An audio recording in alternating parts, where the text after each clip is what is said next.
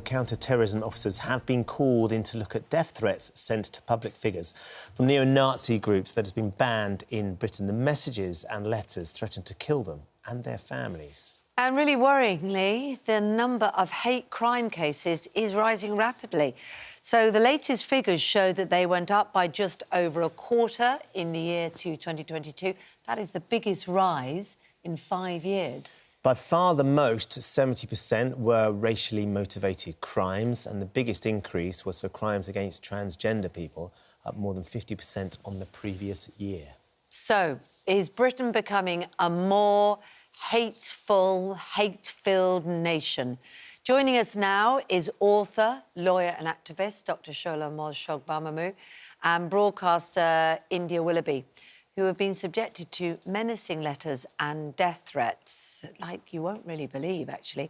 And also, we can speak to Palm Sandhu, a former Met Police Chief Superintendent who ran the hate crime unit. I mean, I want to come to both of you, first of all, because the examples of what you've experienced, I know there's a limit to what you can reveal because it's in the hands of people who are investigating it.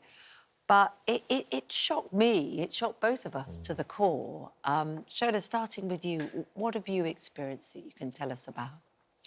I think, to be perfectly honest, receiving that letter was simply an escalation of what I already go through daily. Online, I get a lot of racial abuse, I get threats, some of which I've reported to the police over the years. But having the letter hand-delivered to my home was definitely an escalation. So that's what happened then. You just talk us through that. Well, I can't give specifics. No, I know. But there are not enough words to describe the emotions that I was experiencing as I read the letter. But you know, so a letter was delivered, handwritten to your home. It was delivered, and as the letter that I shared shows, it was typed. Mm-hmm. And as I read it, I know that the most prominent emotion I had was rage. Because how dare you? How dare you try to, attack me, name my children, my husband? But I also understood in that moment that this is an escalation of what already goes online.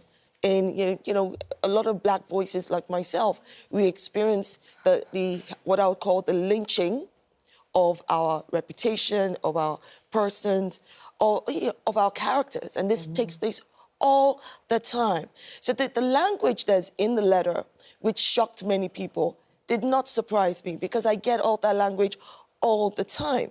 But when they said, we do not consider killing you murder, we consider it an execution. And they go ahead and say, you should go into hiding. And I know that that is what they are trying to do. They want to silence voices like mine. It's not going to happen.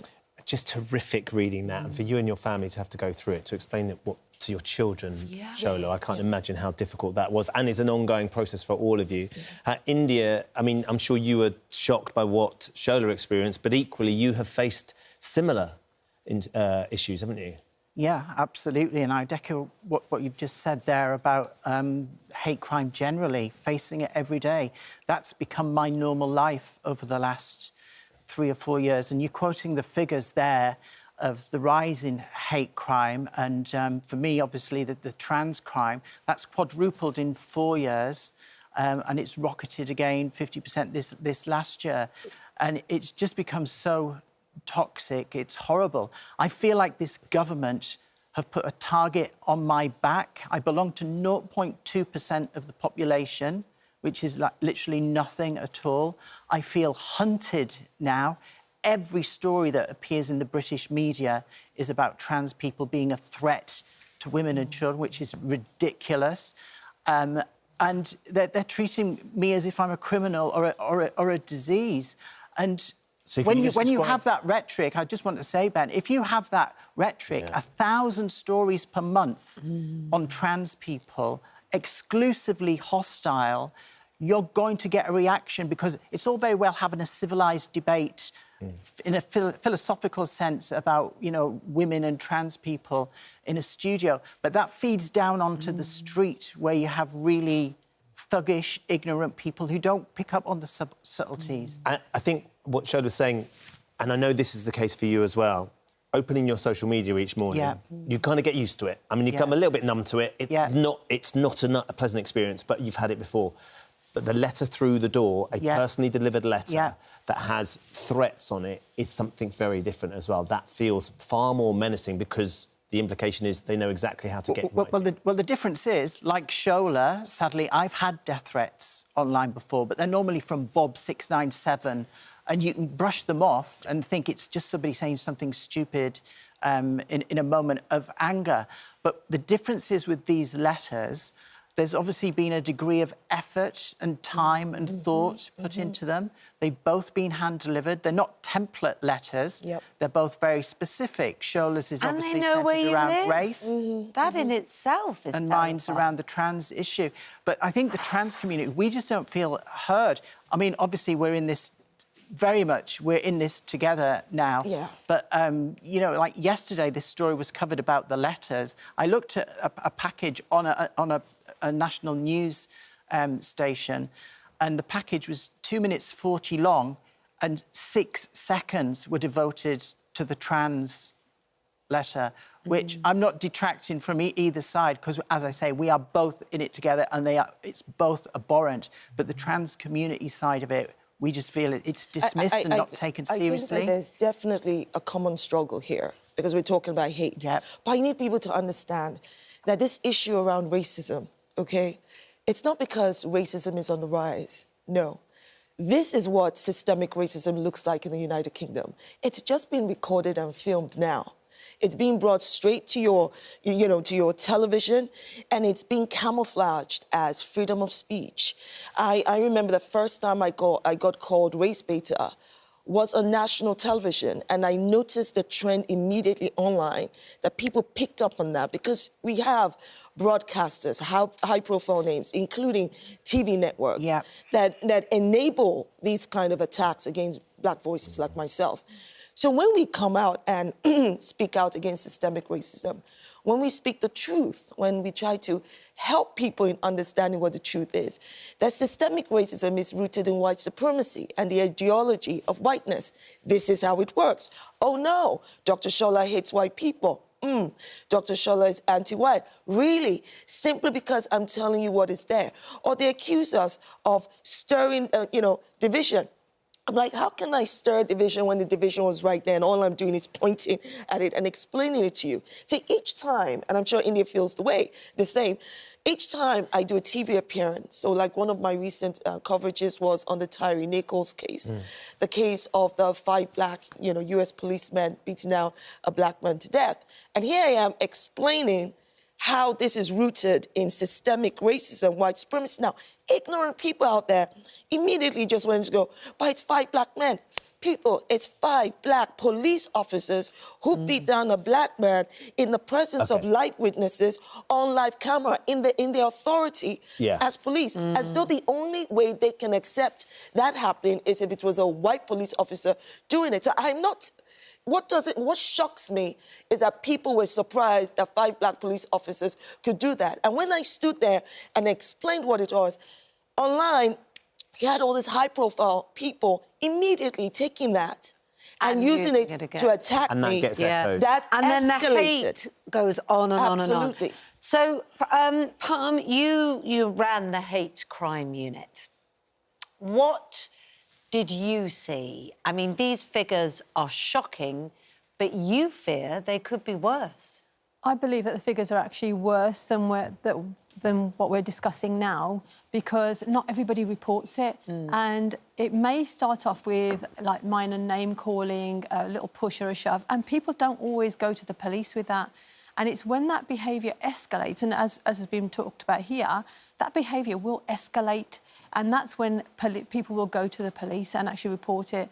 But unfortunately, even when you go to the police, with the criminal justice system being broken as it is, it can take between 18 months and 2 years to get a case to court, which isn't acceptable. And in that meantime, those individuals will continue with that behaviour, and they'll continue. And they do hide behind the social media and the anonymity it gives them, but then they will progress to the more serious offences, which is why we're talking about it today. I mean, India made the point that she thinks the government hasn't done enough. I mean, in terms of trying to clamp down on this and trying to find a way to sort of to break down what is happening and get it stopped. Do you think that they are taking these sorts of threats seriously? Do you think the government needs to do more? Is it the police that don't have the resources to take them seriously enough? Ben, I'm sorry, but the government, it's part of the problem. Yeah, I'm sorry. The same government government are that's weaponising using us. the language, the toxicity. And they are using deliberately, consciously creating this as an election tactic. These are their voters' base, right? Their base voters. These are who they're attracting. Okay. That's my point. So I guess the point to Palm, who's worked on the police side of these things, she's having to deal with that. So that's why the question was for you. I have to agree with what's been said here by the ladies, because it is the government who have weaponised individuals.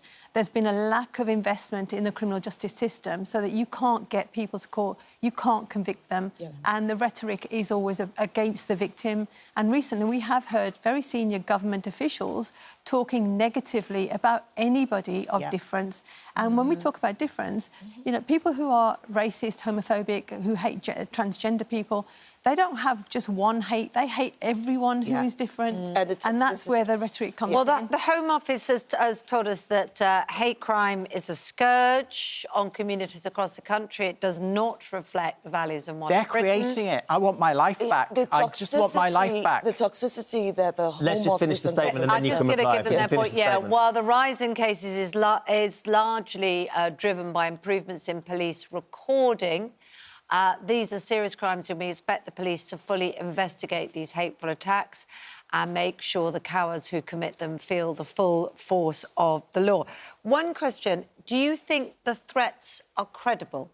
They're hateful, they're horrific for you to have to live with, but are they credible threats? Do the police treat them as that? I do believe that these threats are credible because they have gone that one step further. They've written letters, they've hand-delivered them, they've researched where you live, what your addresses are. So I actually believe they are credible and they need to be taken very seriously. Yes, and these particular threats that we got as letters are just an escalation of an existing problem. They are credible, whether it's from an anonymous account or somebody you know, or the way it's been enabled. But they also need to understand, and I'm going to say this right now, they need to understand there's a reason why voices like mine exist. And I stand on the shoulders of greatness. I stand on the shoulders of people who've gone before me and who have lost their lives and liberty so I can say what they could not say. I can do what they could not do. I can be the dream that they want me to be. So I am not about to be silent or silenced by those who feel that, one, that I don't belong, or that India does not belong, for whatever reason they've created in their heads. There is no way we're going to leave the society in the hands of those that want to see it regress. And that is what is happening right now. We're regressing politically, we're regressing in every facet of our society. Yes, through hate. As I said, this is not something new. White supremacy, the ideology of whiteness, is the norm, not the exception. So people, please wake the heck up and let's eradicate the problem. Unfortunately, we're going to have to leave it there. Palm, thank you very much. India and Shola, thank you for sharing what you've been through. It was horrendous. I'm so sorry that you have to go through it. But, you know, it's great to get your thoughts on it and how that's not going to stop you from being the important voices that you are. And Palm, good to speak to you too and to have that insight as well. Thanks very much.